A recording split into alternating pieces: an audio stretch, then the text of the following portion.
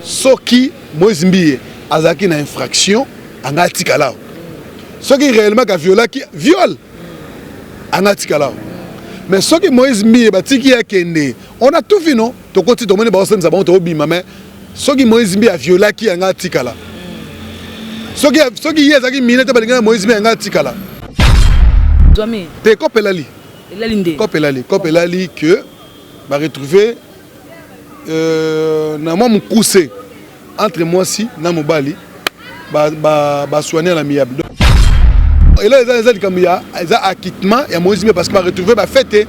Moi je sais comme les sociologiens betama qui par-ci par là et c'est qui baluka façon ni ngoyo ba we ko atténuer climat oyo ezali na batebele. Mais moi je te dis que Mamelali. Mais ça que côté à moi c'est bazala besoin mongo. Bana bezala. Ko palanga te moi ça besoin ka Moïse. Et puis ayebi que Moïse azane na mabete problème ka zuwa ndeko tana kati. Oh, soit donc ils ont confirmé que moi c'est mbala. Na lobi na yo boye. Moïse Mbiye azali mutu, azana chair. Asa mutu a rôle kabe moi sinenga linga bala. Soka moni love ngo simbite azana drôle mais que non na lingi nga pété. Moi, et là, c'est que bakata mamango yango parce que même là, âge à 17 ans, on a miné, on a tababé Moïse a miné. Donc c'est pour dire que l'on a magambo, on appelle le solo interagagi mineur. Et là, les solo quand on a criminel moutou, bakanga moutou. Mais la logique en soi, la relation au moins, on a battu belé, on comprend que avec des mineurs, à mon anzambe, na moment de comprendre que Moïse Mbiye est innocent. Dans le magambo, il y a un sazoua, il y a un viol, c'est un viol. Moïse Angala. Et puis il y a 100 000 on a corrompu ma tête. Ah, ça doit expliquer. Sur le site, ce total site c'est 001. Donc tous en number 1, il y a 001. C'est JB Kumaluta, le pétrole de Dallas. Blague de télé, sur le Libiso Marambiad. Victoria Télévision, Victoria TV. Et il y a mon papa Siga, il y a maman donc total la Victoria TV na ndenga ilusa na ndenga makambo potozo ba news alelo donc les pétroliers de Dallas otoyoka baloba JB Kumaluta le pétrolier a Elbiso Victoria TV donc aluta continue Victoria certa amen tous ensemble quoi total la Victoria TV oya les boss les patrons JB Kumaluta Yabino Sida Bilé l'a confirmé, Nana Roboya. Donc, ils sont tous abonnés massivement. Dans une idéologie européenne, pour Bolanda va faire Yamboka, il y a par-ci par-là. Donc, number 1 na bango c'est JB Kumaluta le pétrole de Dallas. Tous ensemble. Sida Bilé la Nenga Ilusa, Victoria et Certa. Amen. Bonjour très chers téléspectateurs, vous qui nous suivez de partout à travers votre site Congo Victoria. Et bien j'ai la joie de vous savoir nombreux et encore une fois merci parce que vous abonnez chaque jour et puis merci parce que vous avez aimé ma page Nabiso, vous avez aimé ma émission, donc va commentaire, ça c'est vraiment plaisir. Donc on voit là, nous sommes vraiment parlé de la justice à Ezala qui journée où il fallait que le pasteur Moïse Mbiye Aya a se présenter la justice alors les lots boye to komiwala to moni batu ebele oyo on a vu la presse et puis la présence marquée il y a Yemoko le pasteur Moïse Mbiye Azala qui wana alors to me capé ça là un peu analyse avec Gabana Bassé les monene confrères to me capé ça parce que Azala qui wana a mon ndenge Azala qui nous merci na Darcel Isna montage merci na montage ma caméra là et puis na mon boss JB Kumaluta le vrai pétrolier de Dallas je suis avec Gabana Bassé bonjour mon vieux. Bonjour petite sœur Yobi. Merci. Voilà, tout le monde a parlé de la justice. Déjà, tant au quota qui n'a nous, parce que nous avons un retard, expliquez ce que c'était comment en fait. Bon, on a déjà 7h30. Tant en bouteille, j'allais à Makassi. On a demandé Moïse Mbiye. Avec la voiture, tant aïe, avec na Akwamati. Bon, moi, j'ai dit début, moi, au filmer ça. Moutoyer, aïe belonino à nangote. Donc il faut filmer, il faut en bien. Après, depuis 7h, aussi ça m'a 12h40, 45. Voilà. Ok, moi nous t'es par rapport à décision et zoamé. T'es copelali. Elali. Copelali que va retrouver na moi mon coussé entre moi si na mobali ba soigner la miable. Donc famille tout le côté avocat ya moi si na avocat ya pasteur ba soigner la bango. Selon yo ou bien la bango bonde balo. On moni tant ba sambara hein. Tant que ba confortable batou. Ce style si confrontation ba même no jour au bino boya. Mais ce qui langage ya ba avocat ba explique clair pour ne pas cambrier batou. Ba bi ke ba benga ba benga 1h04 matin. Or ce samedi et pas magistrat, ba bino bozonga jeudi, vendredi, samedi ou lundi.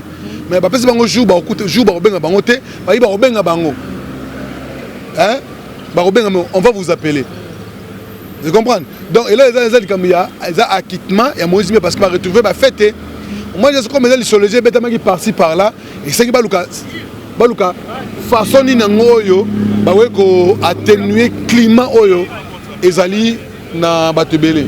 Mais moi, je te dis que Marmelali. Marmelali, le pasteur Moïse a pessimé bon, pas bon, ma dossier. Comme ça, côté à moi, c'est bazar, bazar. Et puis, il y a Moïse, Azane, Namabete, problème que Azou a côté Nakati.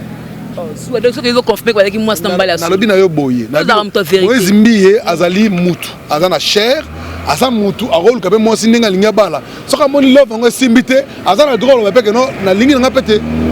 Pour Moïse, Abala, mon sointé, Abotan, mon sointé. Non. Violer, c'est trop dire. Ceux qui m'ont violé, qui ont fondé, n'a fondé tes violé. Et puis, à violer la jeune. Il y a 17 ans là-bas. Et là, c'est lui qui va casser ma maman yango parce que même là, âge avec 17 ans, on a miné, on a. T'as pas bien Moïse a miné, donc c'est pour dire que l'on a ma campagne, on rappelle le solo intercazaki mineur. Et là, le solo qui a pour le criminel moutou, pas kanga moutou. Mais la logique en soi, la relation au moins, on a battu belé, on comprend que avec des mineurs, et d'ailleurs que avocat ba côté qui ba infraction belé pona ba conseil Moïse on ba kangai mais ce que Moïse abimi ba tikiété donc c'est que ce que ba kangi était faut comprendre que ils ont arrangé l'amiable ils ont peut-être infraction moukié zoa moi et voilà ba arranger la miable par rapport à réputation ya pasteur Moïse et baby wana bango ce que ba pese net nini ce que ba kangai Moïse mbiye engezala moni Jésus Jésus peut-être que ça mon nzambe to ndima gete tant à couvre bien à mon nzambe na moment de comprendre que Moïse mbiye aza innocent dans ma caméra na sazoua ils ont maman viol so maman viol Moïse angala là et puis il y a 100 000 wana nga corrompre ma tête to elali ah ça expliquer yo ce que Moïse mbiye a violaki hein banga bakangai banga bakangai batutu bayebi ba moni ba photo mona moi swana ne bazana Moïse mbiye eza ba relation Moïse mbiye azali aza so bata kisengite et puis aza pe Jésus te pona que tout comme on dirait que azana droit ya ko sala relation à n'importe quelle femme te n'importe quelle fille te aza mutu azana ba sentiment na ye donc ce qui est que Moïse mbiye a violé qui justice à Congo sala banga bakangai. Mais qu'est-ce que tu peux dire par rapport à tout parler que non je sais que tu corrompu moi ndamba moi qui passer à tie paquet ne ba là si maman dossier mais pourtant avec une faute que non abusé la jeune fille moi là moi là yo ne confirmer que alors preuve oyo yé Moïse abusé que moi sans qu'est-ce qui nous prouve que anob maintenant moi soir ça c'est dire c'est le dire à moi soir même tolingi a sauver ba âme na biso pasteur Adam to ba kisi tout ça nabi boy sourire oyo to monde pas moi soir na o to moi ça on a sorti et un sourire à mouton à dessus. Oh Moïse a keït. Mais sourire à moi si wana. Automoni, bazoye ma victoire mais Moïse a bimé keït. Bon, même yomo ozangi misu. On monite ka bimina. Victoire papa mbongo bazim o ba lukaki. Boye na so boye. Mbongo ou pas na ba preuve tenga na binoke. Sourire moi ça na bimina ngo. Po mutu ceux qui azana infraction ba kangai. Mais so batiki Moïse mbi a keït et puis hier azana sourire.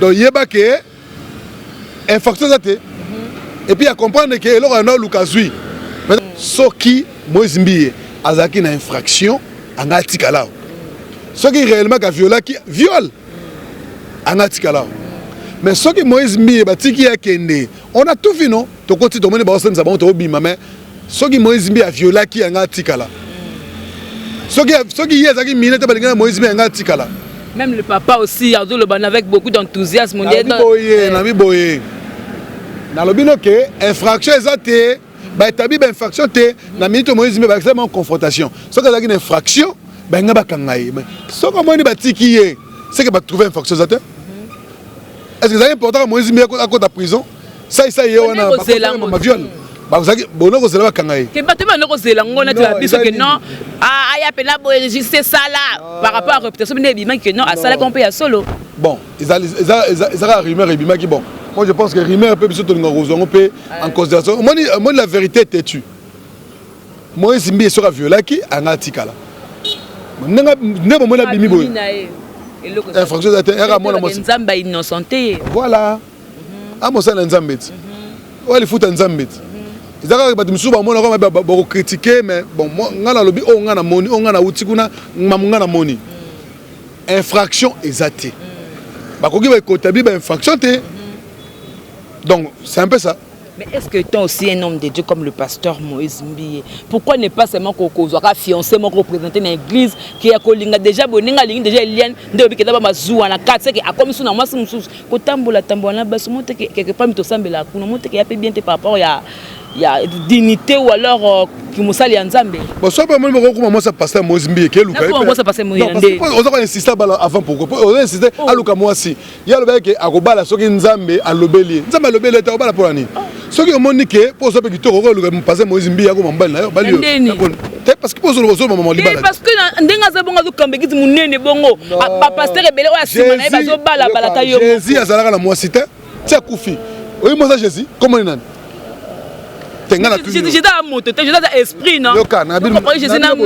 On a bien besoin de tous les bas, Belilingi Nzambi, Jésus à mon Nzambi, Bissot à Nzambi, Bissot à Nzambi. Donc, Moutoba la Soki Nzambe a soufflé les camous, a l'obélier, que tant de coquilles au bas de Gibala. Moutou, Azuna l'appelle Nzambe Tabala Gibala Randengwana. Et puis, comme elle Basala Nzambe Lelo, Bazo de Sevo Bassi, Abali Lelo, Lobby Bakaboni, Abali Lobby, moi, la Koufi. Moi ça Koufi. Non, ma liba les gens m'appelle. Net yo bala boye, ils ont m'a pété. Au balade. Ah voilà, si qu'on net yo bala pété. Tam super vous avez parmi basio on nzamba rotine bon. Moi je n'anga pas pas pasteur té. Bon. Pour kamala ba j'ai fait belé bon on a banda pe trop monter. Ah bon on est allé mais ba dumsu lingana bon ouais. Par rapport au pécanet par rapport à mais au moins pe na ba vidéo ndenge le frère Michel Bakenda a 5 bisos tout pardon. Au pardonner par rapport à acte wana ou pas? Ngako na moni ko aro senga pardon na biso bekele nzambe te a senga pardon na nzambe yango ne important biso ta mukitoro to pardonner ba bemne ba barke o ndi même na sendi même likolo déjà ce que nzambe a pardonné biso ba ta mukitoro pardonner pourquoi pas tout pardonner? Moi je pense que frère aboulene bien puis salipe acte moko ba tutu ba louango. Moi je pense que c'est une bonne chose. Et voilà, ça veut Moïse Mbi ayebeke ezaki aye pona yebike asala makambo asala pardon na nzambe olimbisa ye. Ba sabotage pe ba tribu, c'est comme na ba sabotage pe ba tribu, ba olinga ba luba te yango ba bikena ba sambu c'est pas na 2020 oh. Tu as raison te. Era coïncidence. Era coïncidence. Era coïncidence ça non moté. Mais procès ezabongo ba benga bango 1-4 matin. Et banité. Même lobby peut un C4 matin ezali lobby la tongo après demain après un mois après donc na batongo tout wana ka batongo tout to zanango ba benga bango ba benga kala pe boy na mamba presse oyo ba comportement ba pasteur na biso banzimi to ko un peu décourager pour na osambela to mona ke muto ko za la mso exemple pour nga mais yende mabe tout da suté sourier par rapport à tout ça qu'est-ce que tu peux dire par là? Non baga ke bato ba osambela ba sel nzambe je pense que ils seront payés. Hein, ils seront payés. Mon sal Nzambe azali instrument, il y a humiliation té. Mon sal Nzambe azali instrument oyo, borozo abo sarana ngote c'est pas bon. Moi je pense que attends fouton le loté, au fouton lobby. Et bon passer Moïse Mbi le loso bien hôtel susté. Obi combien de cœurs, combien de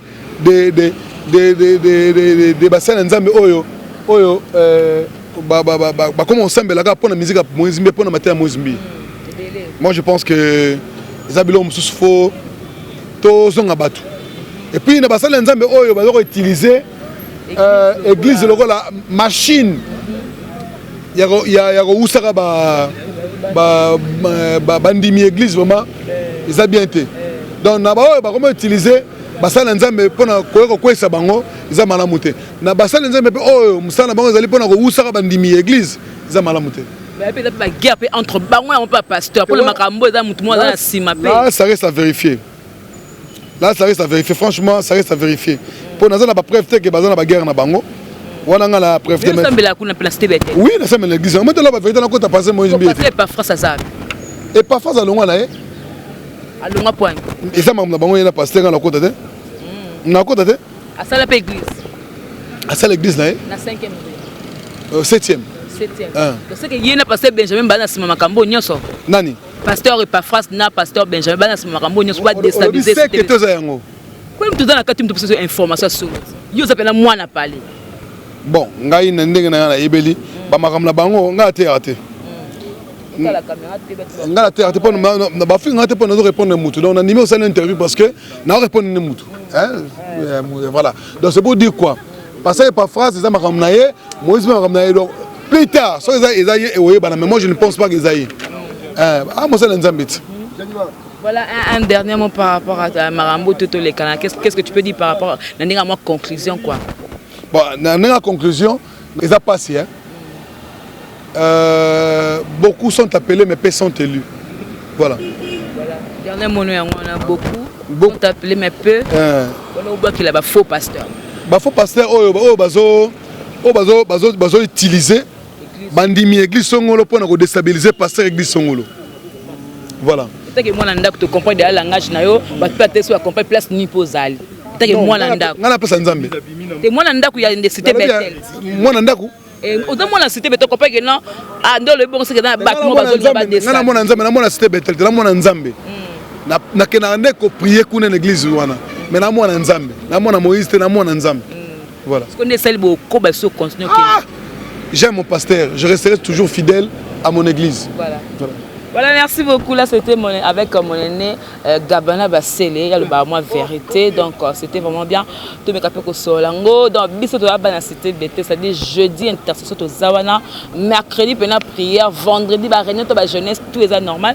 Donc, vous comprenez que le pasteur Moïse Mbie a qui s'est présenté parce que la loi c'est la loi. Donc, Beko a aussi l'État aïe évidemment au basolo les qu'on a 4 tout le monde quand babimi bazoganga victoire côté ya ba Eliane. Donc, il a fallu que tu comprennes mais et comme un de ces 4 matins, tu évites ceux qui vont y lobby, ceux qui lobby, mais toutefois, comme tu as presse, beaucoup d'informations, ceux qui passent sur Moïse, il y a les sous-awa, Kosamba, Bossana, Bossana, Bossana, la personne qui est pas maman, maman Deborah Ebondo, maman Deborah Kamanda, ma pasteur, la personne qui est na Ricard de Lumote, maman Dele Lumo, bon anniversaire, la personne ma condoléance na maman Chantal Essabé, autre père de grande sœur naé, motema ya Loas les silencieux et la personne bote na Dadiso so immortel, motema ya maman Gladys, autre la pébiso mbote belé, na pesi mbote na maman Soraya l'américaine, Sophie Bouzombo, azota la biso ba mbote na belé kotata la biso, na pesi biso mbote na Mireille la japonaise, mère ba jumelle, autre la pébiso, na pesi mbote na Candy la japonaise depuis Paris, autre la pébiso. La Pessi, mbote na bato tout oyo balanda biso, je pense que Yves Pan, mon ami, il y a toujours à l'endele. Donc voilà. Et masana bela bombaye. Bon âge na mkono ba mais ninga ma idéologie ba masana ai. Ba ko ba ken penalty wa finga pam pam. Mais boy la guerre kitambo. Te kitambo te. Ken penalty à mon académie.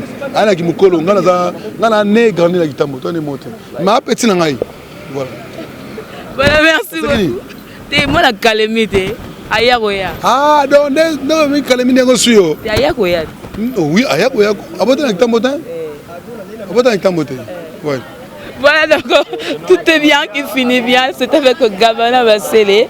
Donc c'est ça quoi. Donc on a pour vous dire que vous allez wana lisu na lisu to kotala makamonde ekendela NC4 matin to ebite za lobby to lobo kuno mais bato so bi auto bossa na ce dossier ngo et là linango. Voilà, merci beaucoup Nalos ma caméra, merci na la salle easy. Na montage mon boss JB Kumaluta le vrai pétrole de Dallas et aussi merci beaucoup. Il y a Paul Ventour et ma fille là. Balobi à 2 ans depuis la Suisse. Maman Yvette Mbia, la japonaise. Parce que l'engagement est bien. Mamie Dai depuis l'Anvers. C'était Gemma Ibe, les gros bébés de la presse congolaise. On se retrouve prochainement et que la paix du Seigneur règne dans votre maison. Au revoir. Bye bye. C'est totalement 001. Donc, nous avons un number 1, il y a 001, c'est JB Kumaluta, le pétrole de Dallas. Là, de Téléloa, sur le Libiso Marambéat. Victoria Télévision, Victoria TV, et il y a mon papa Siga, il y a ma maman, donc, total la Victoria TV, Nandenga Ilusa, Nandenga Makambo, pour tous les news à l'élo. Donc, le pétrolier de Dallas, Toyoka Yoka, Baloba, JB Kumaluta, le pétrolier. A Elbiso Victoria TV, donc à l'outa continue Victoria Certa, Amen. Tous ensemble quoi. Total Victoria TV, où il y a les boss, les patrons, JB Kumaluta. Il y a bien aussi d'habiller la confirmer, Nana Roboya. Donc, ils sont tous s'abonner massivement. Dans l'idéologie européenne, Botondana. Pour Bolanda, faire Yamboka, il y a par-ci par-là. Donc, number 1 na bango, c'est JB Kumaluta, les pétrole de Dallas. Tous ensemble. Sida bilele na nenga ilusa Victoria Certa. Amen.